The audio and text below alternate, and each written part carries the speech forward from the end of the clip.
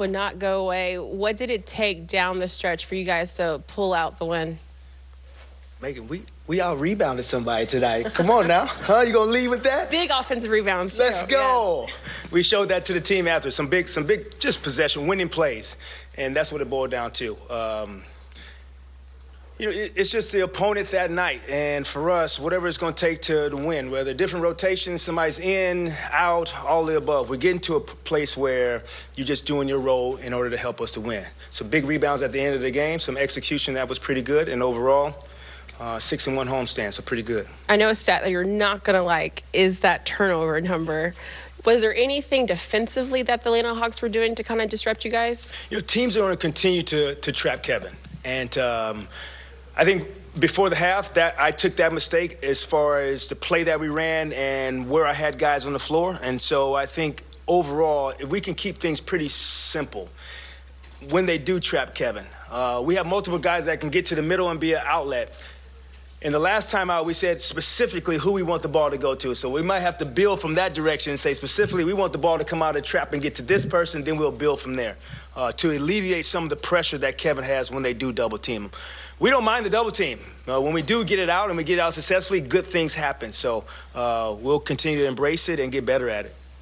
Jacque, Coach, you got two? Oh, go ahead, Christian. Coach, I don't think my eyes deceive me. Kyrie's not 7 foot, but he grabbed 11 rebounds today. Just what did you see from him? Yeah, that's what we're talking about. No limitation of size. When you want to rebound, is if you want to rebound. And so it's interesting. You had a couple possessions on the defensive end where Royce had to box out a Kungu, and that was a tough task for him. And we asked other guys to come in and rebound. So you see it on both ends. Kai got in a position, I think, to get offensive rebounds because he was attacking the rim. When we get to the paint, usually good things happen. Sometimes we do settle for our threes in mid-range.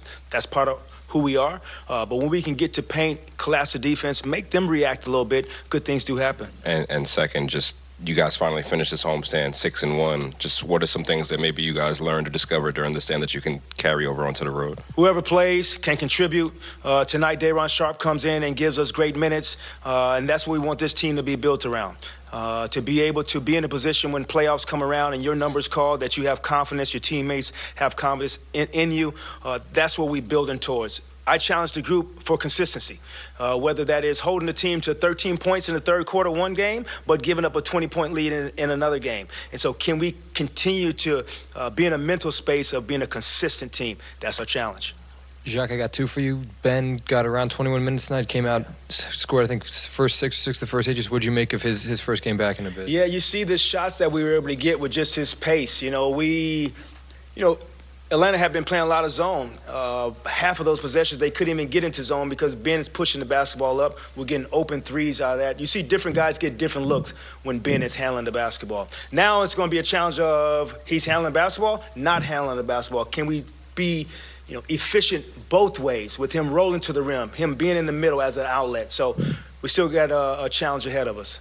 And then just TJ had the first good game back and then kind of a bit of a lull and strong rebound tonight. What have you made of his first 4 games as a whole? Yeah, it's kind of like, I don't really play golf, but like every now and then, like that first time when you get back out in the summertime, you play golf and you just hit and you just not thinking about it and the ball actually goes straight for me sometimes. That's kind of what that first game was. And then you start to think about, okay, I really am playing and I need to be in this position. I need to have this form and I need to play with this guy. TJ's still filling this thing out. 4th game, not playing a ton of minutes right now. Being in the first unit, in the second unit, he's kind of filling out the game. And I talked to him today about that. Like, it doesn't have to come all today, next week, week after that, January, February. We want him ready for the playoffs and what he can bring to the team. Will he play tomorrow? TJ will not play tomorrow. That's just twofold. I mean, with Nick, obviously Atlanta can score and they've got a lot of weapons, but how much of them shooting, 505 was you missing him? And do you expect him to be in tomorrow or still? Big part of it. We'll see. I haven't got a chance to get to performance team and see how tonight looked with all the guys yet. But you see the difference. I think in the first half, way too many drives at the rim, where sometimes Nick will come over and save the day for us. So it's a great lesson for us to appreciate what he does. It's a great lesson for him of the what he does for this team, and he's appreciated, and how important it is to be available every game. Those things are important when you're starting. And so great lessons all around for our group. And in Kevin's case, he came in leading the league in minutes. Obviously, you needed all 36 that he gave you tonight. Do you expect him to be available in Indy? I will say, Brian, the minutes are adding up. And I'm not sure where he sits at as far as I know probably he and Royce are probably top 5 or 7 or somewhere around there in minutes. I'm going to be honest with you. We'll always be smart. I told you short term, long term. I'll see how they came from this game, but the minutes are adding up. And if we can get through tomorrow, the schedule is in our favor to get a little break, but I'll see how these guys feel after this. And Jacque, mentioning tomorrow night in Indiana, you guys were just there, your last road game, actually. What do you see as the biggest challenge, especially coming off of a back-to-back and also building off of what you guys have done here at home?